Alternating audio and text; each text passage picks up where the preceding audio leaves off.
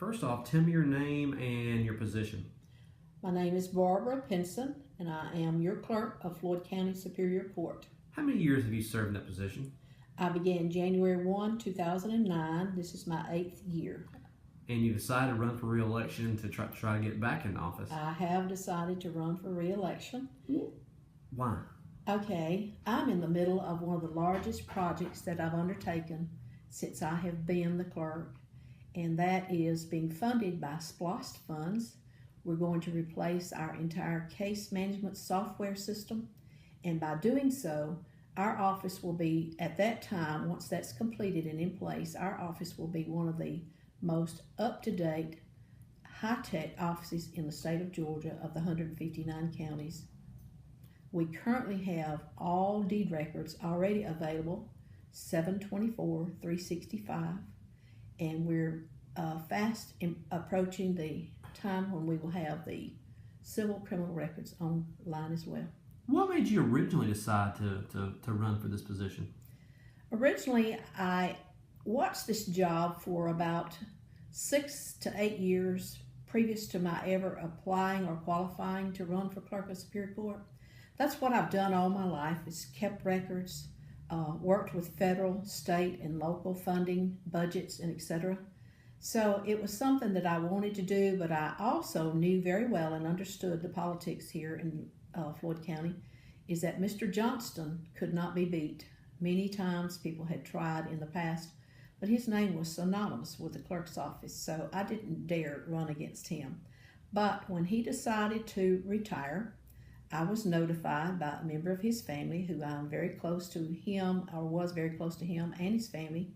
He has one son and one daughter, and they've been friends of mine for many years, and so they knew of my desire to run for that office, and one of them notified me that he was going to be retiring, and I thought, well, now's the time to do this. Random question. Do you feel like that's a position that even should be and run for office, and why is it? It's okay with me that it's an elected position, but it should definitely be a nonpartisan position. There's nothing that enters the doors of that office that even begins to touch on politics whatsoever. There's never an interview by anyone coming in needing help or assistance from the clerks in our office or from myself. Never a time when politics enters into the picture. So I've been an advocate since day one to get the clerk's office off of the political election board and maybe move it over to an elected position without being partisan at all. You know, you did decide to switch parties. You previously ran as a Democrat. I did. Now you switched to Republican. Why? I switched to the Republican Party because I feel like it better fits my conservative, you might say, my conservative way of life, and I have proven my conservative values by the way I've run the office. We have managed to make do, or you might say, as I labeled us, the 3B office, the beg, bum, and borrow office, because we had little money, and at the time I came in, a number of my clerks didn't even have computers, etc. So I have managed to find ways without it costing the taxpayers of Floyd County. So I consider that a very conservative way to run the office, and my values, like I said, align more now to the Republican Party than those of the Democratic Party. Although, again, I have people on both sides that I love and I care dearly about. So, you know, it's one of those things that I just wish it was not partisan. What is one thing in your past 8 years that you're most proud of? I think the biggest project that I'm proud of is the fact that we now have all of our deed records online.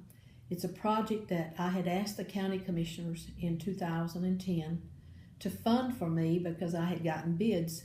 That project was, the cheapest bid that I had gotten was $92,000. So when I approached the commissioners and asked them to please fund this project, of course, their response was, and understandably so, that the county did not have $92,000 to afford me to be able to do that project. So as I came back from the admin office over to the courthouse, I walked and I thought, to myself, I thought, I will find a way to make this happen. This will happen.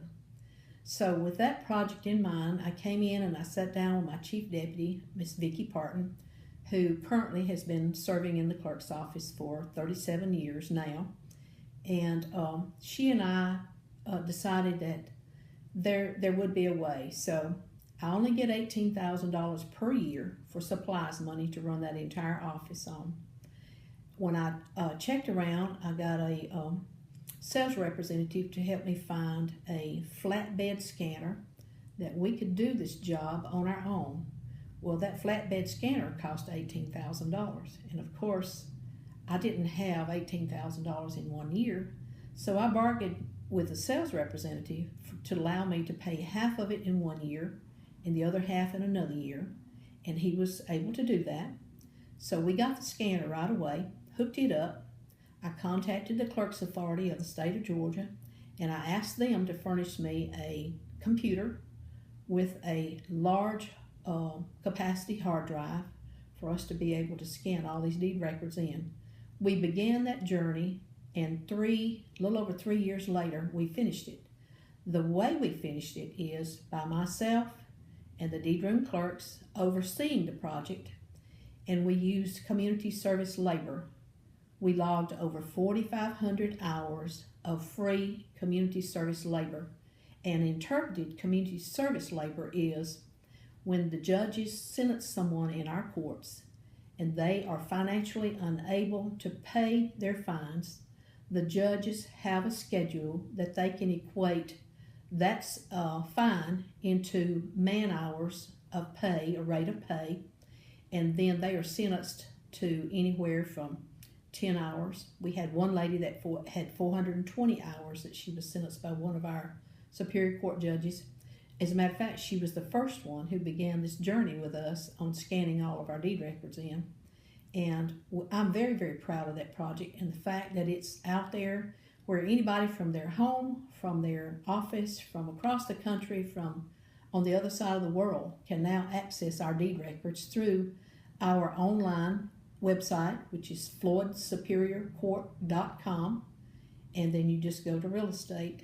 And the county did ask me to assess a subscription fee, and I thought to myself, we've worked very hard, we've got this project done, but I wanted to be a cooperative member of the county government, so I decided that that'll be fine. So I set the fee schedule. It's like $5 for 1 day to go on the deed records site and view all the indexes.